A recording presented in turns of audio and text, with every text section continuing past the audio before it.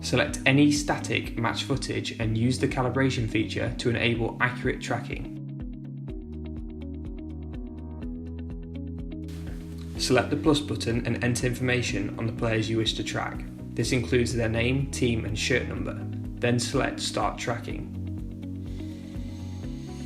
The interface shows players being tracked in highlighted boxes with their position shown on a 2D map in the bottom left-hand corner.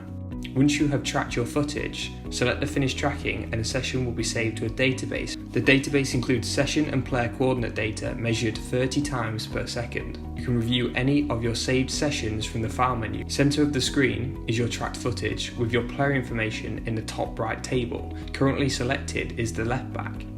In the bottom left corner of the screen is a 2D player locations map along with a heat map of the left back. Statistical data of the left back is shown in the bottom right hand corner with the option to open the advanced statistical feature. This allows further analysis by thresholding a player's speed, distance or seconds played within the match. When you search between two values, the data is refined and a new heat map is created based on the results. You can select any data entry to see the player's location at that time. Managers can use track mode to analyse previous games and plan for upcoming opponents. They can present their analysis to players using real-time playback features and touchscreen ability. The user-friendly interface allows players to review their personal data and track their improvements, all within track mode.